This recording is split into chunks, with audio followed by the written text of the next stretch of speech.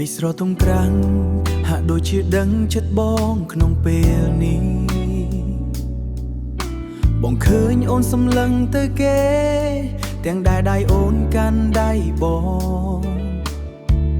ពាក្យកុហកដែលអូនប្រាប់ហាក់ដូចជាខ្យល់ដែលបងកាត់បងដឹងគ្រប់យ៉ាងប៉ុន្តែបងជ្រឹងឬធ្វើជាមនុស្សថ្លង់ដើម្បីរក្សាអូនទុកក្នុងពិភពលោកដ៏តូចមួយនេះទោះដឹងថាឈឺក៏បងនៅតែជ្រើសរើសមិនទៅណា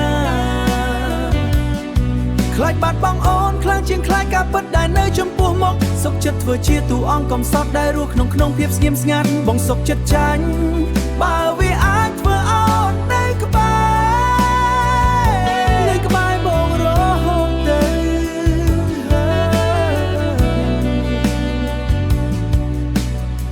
រឿងរ៉ាវលាក់បាំងរវាងយើង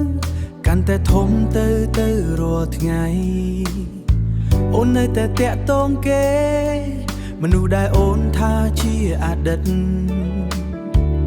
បងអង្គុយក្បែរអូនប៉ុន្តែអារម្មណ៍នៅឆ្ងាយសែនឆ្ងា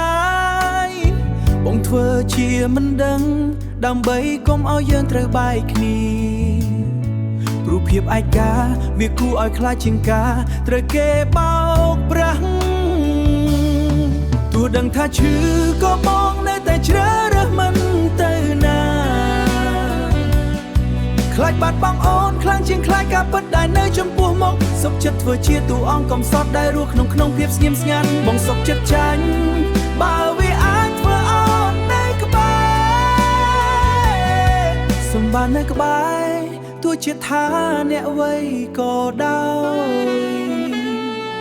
បងនឹងបិទភ្នែកបិទត្រចៀកដើម្បីរក្សាអូនទៅខ្លាចបាត់បង់អូនខ្លាំងជាងខ្លាចការពិតដែលនៅចំពោះមុខសុខចិត្តធ្វើជាតួអង្គកំសត់ដែលរស់ក្នុងភាពស្ងៀមស្ងាត់បងសុខចិត្តចាញ់បើ